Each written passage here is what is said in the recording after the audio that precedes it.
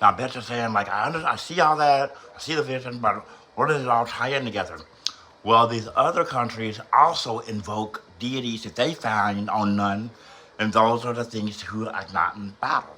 So you'll see the big battle scenes with him fighting the deities that they invoke in these other countries. So that's what it's about. It's about other countries declaring war on the United States and having a deity back them. The deity is the one that's the mastermind behind these wars or these attempts to overthrow the United States government. And the United States government has Akhenaten on its side, and that he becomes war machine and he goes and battles them, battles these deities for them, so that they do not overthrow our government. And that's what the story's about. And then the background of the story is his love life and his life as a living deity who has a consort that's a thug that is evolving. By the end of the story, he generally has a love for Akhenaten. Tookie does. By the end of the story, he generally has love, but all through the whole story, you can tell he has little hints and stuff like that of his emotions and romantic feelings for Akhenaten, who he learns to love, and it has subtle things. They do have a scene, they do kiss on the mouth on that. I will let them do that.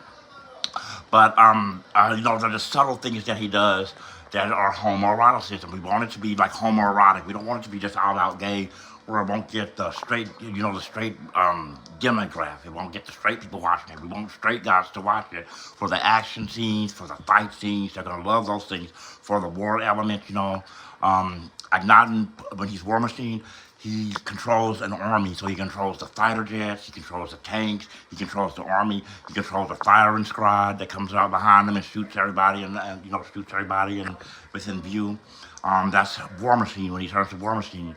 And we want them to stay tuned. So the things that are homoerotic are the things that are subtle. Like when he opens the door, he touches not in the way that you would a woman, like on the nape of the back, like that. Or he hugs them, he just the little tidbits of homoeroticism that don't blatantly say, this is me and I have a gay partner. No, it's just like little subtle things that he does. Open a door for him, light a, if you want to smoke a cigarette, he lights a cigarette for him. He does those type of things like that.